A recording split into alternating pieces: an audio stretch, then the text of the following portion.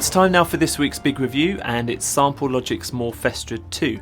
Now this runs in the full version of Contact and the Contact player, and it's an update and revisualization of Morphestra 1 and Morphestra Generations. However, I'm including it as the big review this week as it really is a fantastic product in its own right.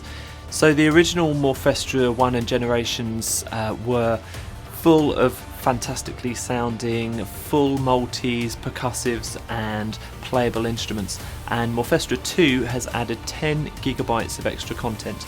Now that brings the total number of multis and instruments up to 5,000, which is an absolutely gargantuan number. It is going to take you days to get through this content and hear everything that's on offer. So just to start with, all the old content from Morphestra 1 and Generations is an absolute goldmine in its own right.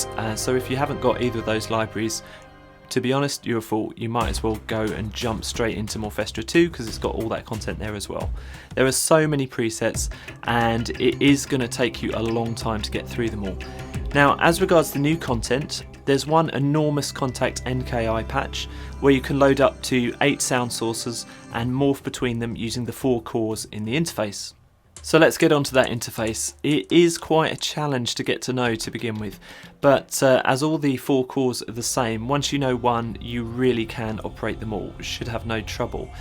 Also, there's a real standardization of buttons and dials across the interface, so if you know what one button does in one part of the interface, it will do the same thing in another. If you get stuck, there's always the Morphestra 2 manual, which is a great resource. It's simple but detailed enough to explain what the hell is going on here, and they point out everything with arrows on the interface and really detailed explanations. So let's get on to the sounds. The first thing I did when I loaded this up is to press the random button over and over and over again and just browse through the fantastic range of sounds and atmospheres that are on offer.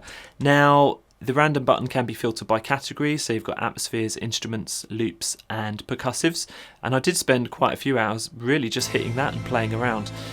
Then I headed into the interface and looked at the tweakability. So if you want to, you can really dig into editing the sound modules. And you've got everything here from editing the playable ranges to filters and modulation. There's an FX rack too with 20 swappable effects and also an arpeggiator kind of step sequencer, which previous users of Samplelogic instruments should be well familiar with. What I really loved is that you can record movement on the interface, so the XY pad that you've got in the middle, which morphs between those 4 modules, 8 sound sources, you can record the movement on that, and then every time you press a key that will play back. It's a really great little function that I had a lot of fun with. Because there are so many presets, the detailed categorization comes in really handy for easy navigation.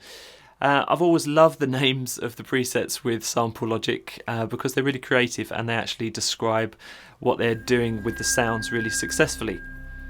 The only thing I'd say is that because there's so much content here, it's really easy to miss some useful things. So it took me a couple of hours to even realise that there are cinematic impacts and transitions in the collection. These are great sounding, but it took me a little while to find them.